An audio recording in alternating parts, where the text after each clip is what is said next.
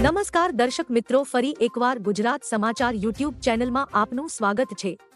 વાત કરીએ આજના સમાચારની તો ખેડૂતોને નુકસાન વળતર પેટે 11 કરોડ રૂપિયા ચૂકવવા કોર્ટનો આદેશ। જિલ્લામાં વર્ષ 2018માં દુષ્કાળ પડતા મોટા પ્રમાણમાં ખેતી પાકોને નુકસાન થયું હતું, પરંતુ બહુ ઓછા ખેડૂતોને વીમા કંપની દ્વારા 10% કરતાં પણ ઓછું વળતર ચૂકવાયું હતું, જેને પગલે વાવ તાલુકાના 65 ગામોની ખેડૂત મંડળીઓ દ્વારા અલગ અલગ રીતે ન્યાય મેળવવા ગ્રાહક સુરક્ષા કોર્ટમાં ઘા નાખી હતી, જેનો કેસ ચાલી જતા જિલ્લા ગ્રાહક તકરાર કમિશન પાલનપુર દ્વારા તમામ કેસનો એક સાથે ચુકાદો આપીને તમામને 9% સાદા વ્યાજ સાથે નુકસાન વળતર 60 દિવસમાં ચૂકવી આપવા।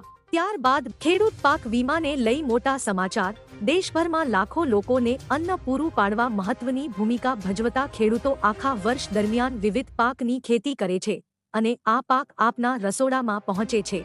ખેડૂતો દ્વારા ઉગાડવામાં આવેલ પાક ભારે વરસાદ, પૂર અથવા અતિવૃષ્ટિ જેવા વિવિધ કારણોસર નાશ પામે છે, તે ખેડૂતો માટે આવકનો એકમાત્ર સ્ત્રોત છે, જ્યારે કેટલાક અઠવાડિયાની મહેનત પછી ઉગાડવામાં આવેલ પાક બરબાદી થઈ જાય છે, ત્યારે તેને ભારે નુકસાની થાય છે અને આ નુકસાન ના થાય તે માટે સરકાર ખેડૂતો માટે પાક વીમા યોજના ચલાવે છે, જેમાં ખેડૂતોને જે કાંઈ પણ નુકસાન થયું હોય તેને પાક નુકસાન વીમો આપે છે, પરંતુ કેટલાક સમયથી પાક મળ્યો નથી, જે ખરેખર મળવો જોઈએ। ત્યારબાદ ગૌચર પડતર જમીન અંગે સરકારનો મોટો નિર્ણય।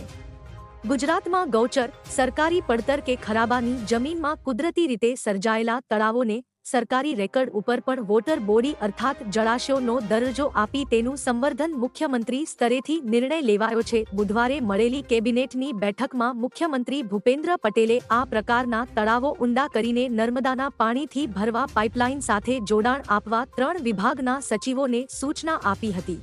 ત્યારબાદ રાજ્ય સરકાર દ્વારા ટેકાના ભાવને લઈ મહત્વની જાહેરાત। કૃષિ મંત્રી રાઘવજી પટેલે જણાવ્યું હતું કે ખેડૂતોને તેમની ખેતપેદાશો અને ઉપજના પોષણક્ષમ ભાવ મળી રહે અને ખેડૂતો આર્થિક રીતે સદ્ધર થાય તેવા નેક હેતુસર ભારત સરકાર દ્વારા દર વર્ષે ટેકાના ભાવ જાહેર કરીને ખરીફ અને રવિ પાકોની ખરીદી કરવામાં આવે છે।